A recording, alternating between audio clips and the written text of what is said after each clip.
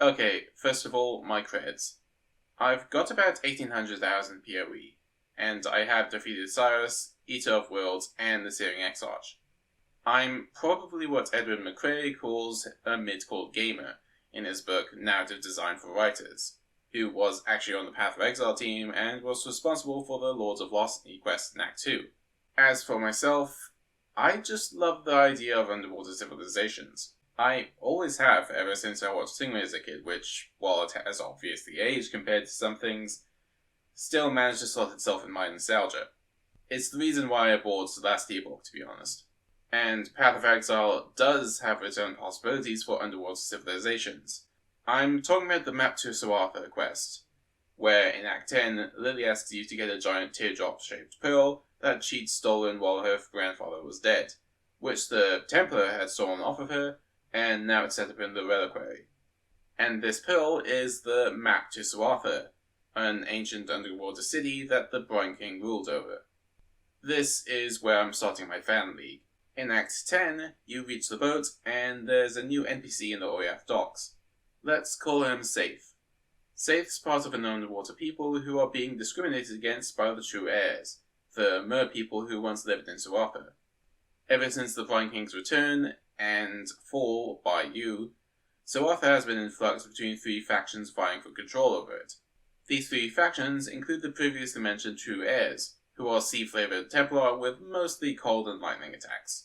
Then we have the Builders, a fiery crustacean faction who hold the knowledge to rebuild Tsoatha and its many marvels. And finally we have the Lightseekers, a chaos faction from the Abyss who are tired of eating the scraps and detritus that float their way down from above. What Safe wants you to do is go down there and ruin everything for everyone involved. Again. The only problem is that, as a landlubber, you have no way to actually live down there for long. What you need is a washed-up jelly lung, a new droppable item that allows you to go down to these depths. Bare minimum, you can just sell the League mechanic and only have to worry about single-digit items instead of metric tons of stacked coins. Once you have one of these jelly lungs, Saith will show you the map of Tsoatha, which showcases the state of the war.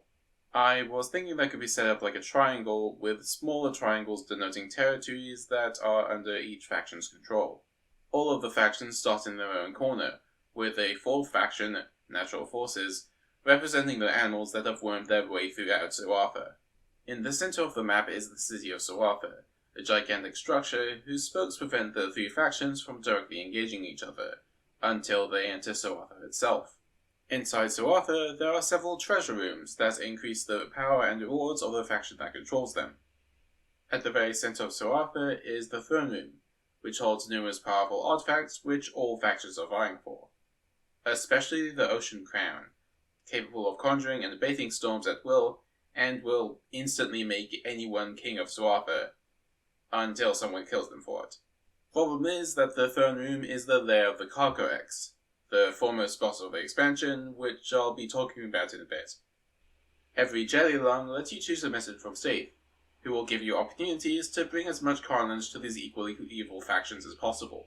These missions could include saving hostages, executions, and intel stealing, all to the aim of reducing the faction's protection, or increasing the protection of other factions. These are tallied up in a sidebar that denotes how many territories each faction needs to reach the Throne Room, as well as how much projection they have, which represents how many territories they will gain or lose whenever you complete a mission. When any faction first reaches the Throne Room, you will have a new mission there to defeat the Carcorex.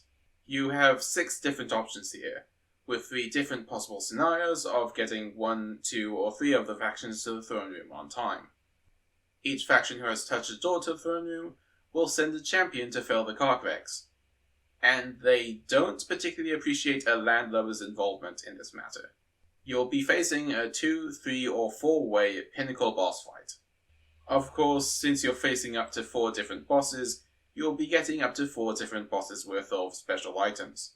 The only real boss mechanic I came up with that I'd really like to see is that the Carcorex actually has a grab attack that swallows you and transports you into its throat. And then you have a DPS check moment where you need to deal enough damage in order to have it not eat you. So you could either dodge it if you don't have the damage, or gamble that you pass the DPS check and have several seconds of just being able to swing all around you in order to not get eaten. Finally, a pro melee boss mechanic. After you complete the throne room, your Tsoatha and factions will be sent back to their starting locations, similar to how beating Katarina works.